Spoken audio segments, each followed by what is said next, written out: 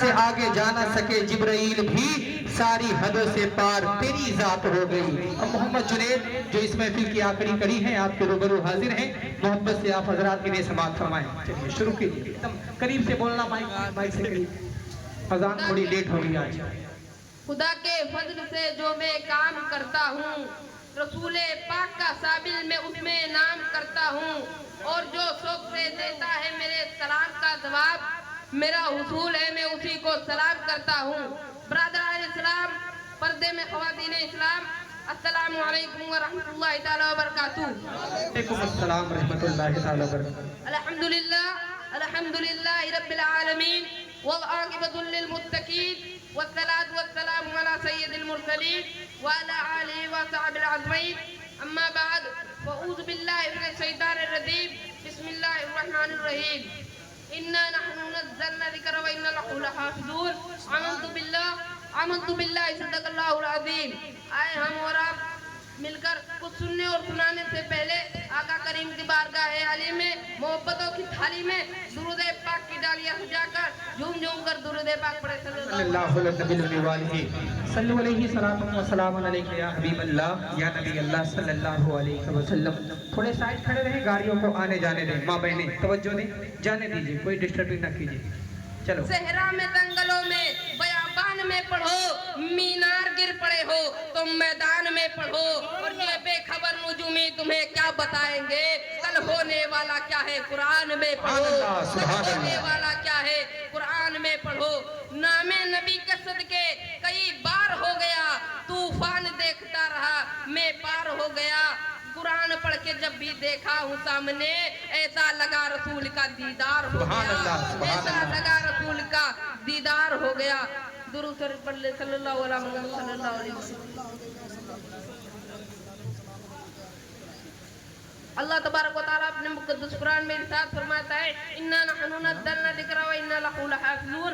بے شک ہم نے ہی اس کو نازل کیا اور ہم ہی اس کی حفاظت کرنے والے ہیں۔ آسمانی کتابیں اور بھی ہے، توریت بھی ہے، انجیل بھی ہے، زبور بھی ہے، دنیاوی کتابیں بھی ہے، لیکن ہمارے اور تمہارے رب نے کسی بھی کتاب کی ذمہ داری نہیں لی ہے۔ اللہ تبارک و تعالیٰ نے صرف قرآن مجید کی ذمہ داری لی ہے۔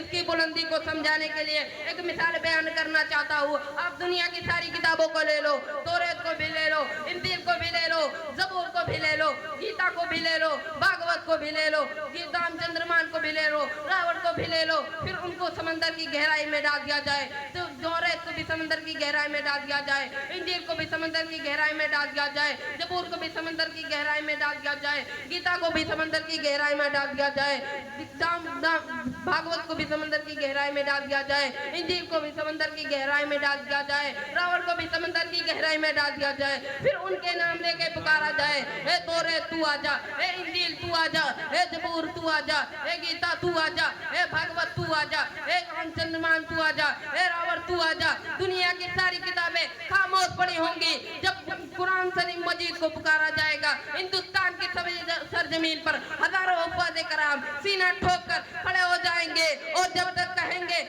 جب تک اس آسمان کے نیچے، اس زمین کے اوپر مسلمان زندہ ہے، مسلمان کے سینے میں اسلام اور قرآن زندہ ہے۔ سبحان اللہ، نعرہ تکبیر، نعرہ رسالت، علماء اہل سنت، نعرہ تکبیر، نعرہ رسالت، سبحان اللہ۔ تبھی تو کسی نے کیا خوب کہا ہے، نہ گھبراؤ مسلمانوں، خدا کی شان باقی ہے، ابھی اسلام زندہ ہے، ابھی قرآن باقی ہے، سبحان اللہ، سبحان ابھی اللہ۔ اسلام زندہ ہے، ابھی قرآن باقی ہے۔ اور یہ کافر کیا سمجھتے ہیں جو اپنے دل میں ہنستے ہیں، ابھی تو کربلا کا آخری میدان باقی سبحان ہے، اللہ، ابھی سبحان تو اللہ۔ کربلا کا آخری میدان باقی ہے۔ ہمارے اور تمہارے نبی سرکار مصطفیٰ صلی اللہ تعالیٰ علیہ وسلم سارے نبیوں میں لاجواب، ہمارے نبی کی کتاب ساری کتابوں میں لاجواب، ہمارے نبی کی امت ساری امتوں میں لاجواب، ہمارے نبی کا لایا ہوا مذہب سارے مذہبوں میں لاجواب، ہمارے نبی کی کردار لاجواب، ہمارے نبی کی گفتار لاجواب، ہمارے نبی کی رفتار لاجواب۔ حضرات گرامی، قرآن کی بلندی تو دیکھو، یہ قرآن جس دان میں لپٹ کر ریل میں سج جائے تو 30 پارے ہیں، دیکھنا اس کے بارے میں، جو آمینہ کی گود میں آنچل رحمت اوڑھ لے وہ آمینہ کا ماہ پارا ہے۔ ایک چپ ہے اور ایک بولتے، جو چپ ہے اسے کلام پاک کہتے ہیں، اور ایک بولتے جو اسے رسول پاک کہتے ہیں۔ قرآن लिए, दूसरा जियारत के लिए। जिसकी तिलावत की जाती है उसे कलामुल्लाह कहते हैं, और जिसका जलवा देखा जाता है उन्हें मोहम्मद। सुभान अल्लाह, क्या बात है, बहुत खूब, बोलते रहो, बहुत अच्छे, सुभान अल्लाह। मेरे रब ने कुरान की ऐसी हिफाजत की, ऐसी हिफाजत की, अगर जिसने कुरान के लिए अपनी जान लुटा दी, अल्लाह तबारक व तआला ने उसकी भी हिफाजत अता फरमा दी।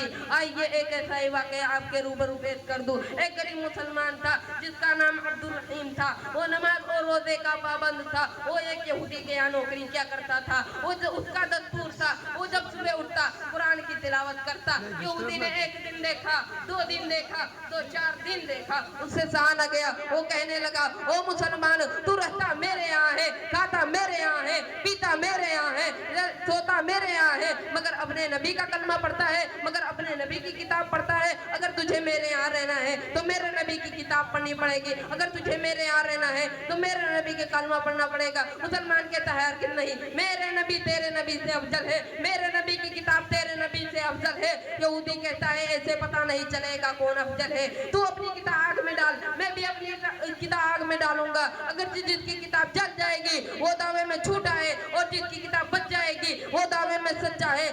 यहूदी मुसलमान कहता है ठीक है। अब यहूदी ने दिन मुकर्रर कर लिया। मुसलमान गरीब इंसान था, उसके पास कोई केमिकल नहीं था, कोई दवाइयाँ नहीं थी जिसको कुरान शरीफ के ऊपर लगा देता। मगर उधर यहूदी मालदार शख्स था, अमीर शख्स था, उसने अपनी किताब पर तरह तरह की केमिकल लगाई, तरह तरह की दवाइयाँ लगाई। ऐलान कर दिया गया मुसलमान और यहूदी की किताब के बीच मुकाबला है। अगर जिसकी किताब जल जाएगी वो दावे में झूठा है, और जिसकी किताब बच जाएगी वो दावे में सच्चा है। मुसलमान कुरान की तिलावत करता और यही दुआएं मांगता, ए मौला, ये एक मुसलमान और यहूदी के बीच मुकाबला नहीं, बल्कि एक दुश्मन इस्लाम और मुसलमान के बीच मुकाबला है। लाखों की तादाद में लोग इकट्ठा हो गए, बात भड़का दी गई। मुसलमान अपनी किताब के साथ पहुंच गया, यहूदी भी अपनी किताब के साथ वहां पहुंचा।